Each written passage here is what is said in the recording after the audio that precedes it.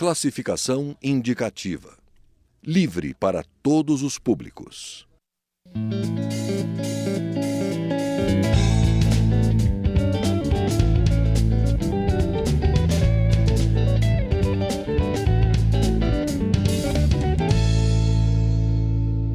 Olá!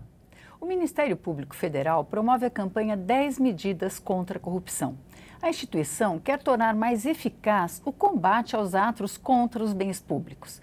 A ideia é apresentar 20 anteprojetos de lei de iniciativa popular e, para isso, estão sendo colhidas assinaturas em todo o país.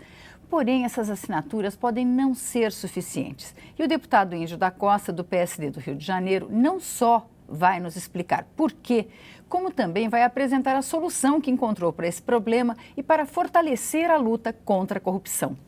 Deputado, muito obrigada por ter aceito o nosso convite. Deputado, qual o problema que o senhor encontrou antes da gente falar propriamente da campanha? Bom, Vânia, eu estava andando na rua e fui abordado e assinei. Eu fui relator da lei do Ficha Limpa, tenho experiência com projetos de iniciativa popular e fiquei feliz. Que bom, né? Porque o Ministério Público se organiza em torno do que vê de brecha na lei por conta da Lava Jato. E diz assim, olha, para evitar novas Lava Jato, então a gente tem 10 medidas. Eu assinei, feliz da vida, fui embora. Perguntei, aonde eu descubro qual é o texto, né, que eu estou dando apoio aqui? Sabia que era sério, MPF e tal. Ah, não, você vai descobrir no nosso site. Eu fui no site procurar. Tive dificuldade de encontrar. Passam-se 3 meses e eu resolvi, então, fuçar na internet pelo Google. E aí eu encontrei. Quando eu entrei 10 medidas contra a corrupção, eu vi que eram 19 projetos de lei e uma PEC, uma proposta de emenda à Constituição. Bom, proposta de emenda à Constituição não existe por iniciativa popular. E 19 projetos de lei precisariam de ter 1 milhão e tantos de assinaturas para cada projeto de lei. Mas só que eu só tinha assinado uma vez. Falei, bom, se eu só assinei uma vez, eu devia ter assinado 19. E imaginando que PEC pudesse ter esse apoio, 20 vezes. Então, em vez de colher 1,5 milhão de assinaturas, digamos, tem que multiplicar por 20, tinham que ser 30 milhões de assinaturas. Aí fiquei com isso na cabeça, procurei o pessoal do Ministério Público, não tive acesso, enfim, tentei uma vez, 2, 3, na 4ª vez eu tive uma ideia, que foi o seguinte, eu apresentei todos esses projetos de lei aqui dentro da casa e estou colhendo as assinaturas para apresentar a PEC também. Qual é a intenção? A intenção é ser salvaguarda das pessoas que de fato estão querendo fazer com que essa legislação anticorrupção avance, mas para a gente evitar com que, por conta da Constituição e por conta do regimento interno, ao chegarem as propostas aqui, a mesa diretora não possa, de ofício, simplesmente dizer, olha, eu aceito uma das 20 propostas, né, um dos 20 projetos, e os outros 19 não, porque só tem assinatura suficiente para um.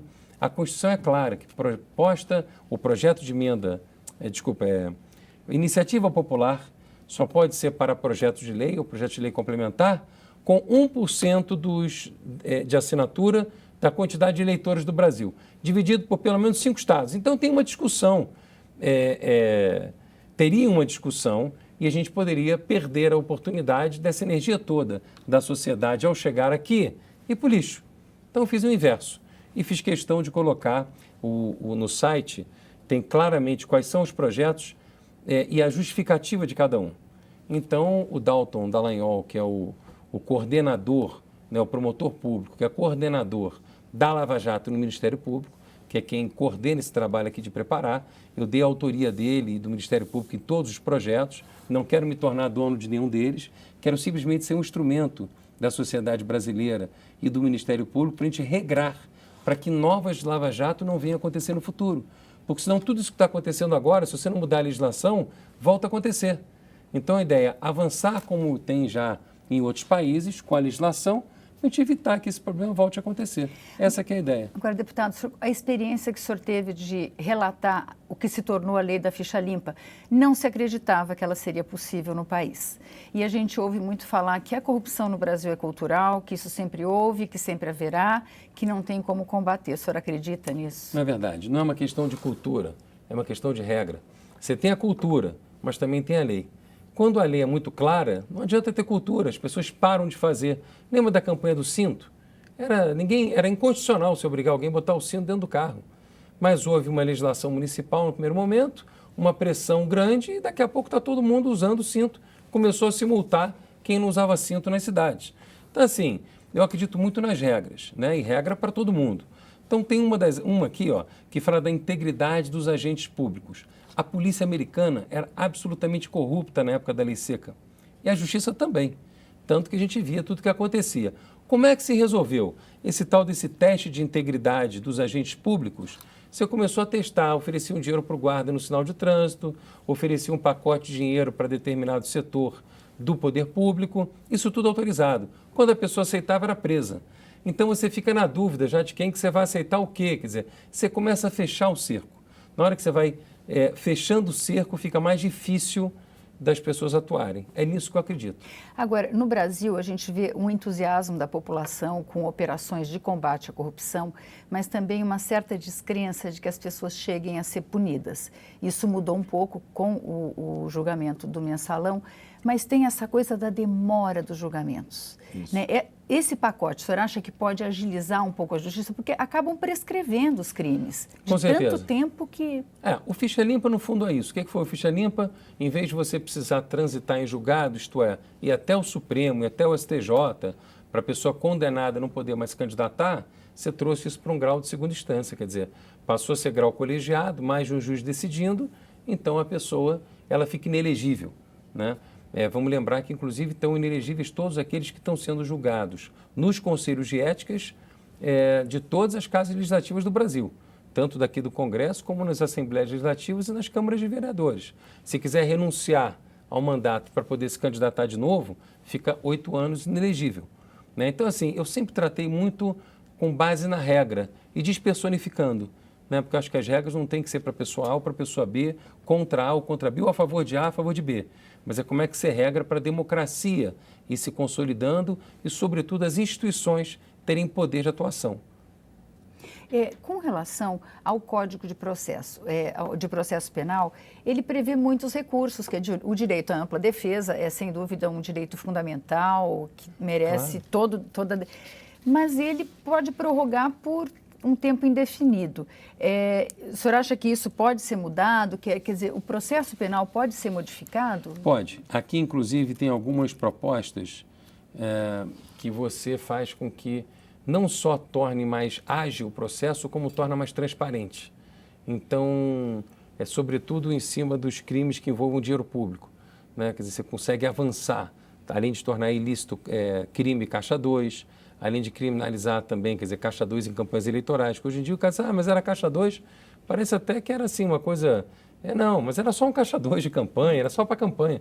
Mas tanto faz, se o dinheiro é caixa 2 que sai de um contrato público, vai para uma empresa privada e é devolvido para um partido político ou para algum candidato, a corrupção é igual, porque é o dinheiro que está deixando de ser atendido. Alguém na fila de um hospital. Acho que a sociedade está mais irritada porque ela está começando a perceber causa e efeito entre a corrupção e a falta do serviço, entre a corrupção e o desemprego, entre a corrupção e a baixa...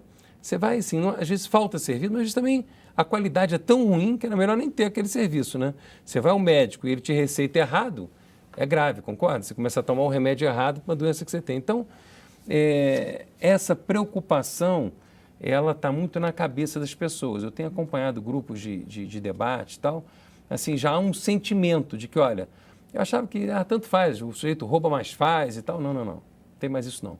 O cara rouba e eu não quero que ele roube, porque o dinheiro é meu. Então eu quero respeito com o dinheiro que não é de ninguém, é do público. O senhor sentiu apoio da sociedade durante a tramitação da lei da ficha limpa? Eu pergunto isso por quê? Como é que o senhor prevê a tramitação disso? Quer dizer, a sociedade tem que estar atenta a isso? Como é que o senhor espera que a sociedade acompanhe Olha, isso? Vânia, é espetacular a sua pergunta e me dá a oportunidade de dizer o seguinte. O Ministério Público Federal fez um trabalho brilhante e a sociedade brasileira está dando prosseguimento ao trabalho, colhendo as assinaturas. O Ficha Limpa só foi aprovado depois que eu assumi o Ficha Limpa, que tinha cerca de 1.100.000, 1.200.000 assinaturas. Ele ficou parado 6 meses aqui sem ter um relator. E depois, quando eu assumi a relatoria, o que aconteceu é que eu percebi que ou eu ia para a sociedade, para a mídia, para buscar apoio da sociedade, ou o Ficha Limpa não ia ser aprovado. E aqui vai ser a mesma coisa. Aqui é mais complexo ainda do que o Ficha Limpa, porque são 20 projetos de lei. Não são 2 ou 3 e não é apenas um, que era o caso do Ficha Limpa. Então são 10 medidas, mas com 20 projetos, sendo que um é PEC.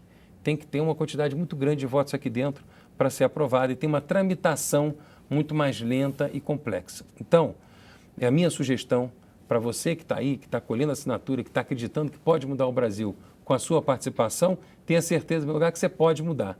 Já 16 mil, mais de 16 mil pessoas tentaram se candidatar e foram barradas pela lei da ficha limpa, coisa que pouca gente acreditava, mas que funcionou. Então, a participação popular, ela faz diferença. No entanto, não adianta, agora, eu já dei entrada nos projetos de lei, para não ter a desilusão de chegar aqui e serem negados de tramitação, né?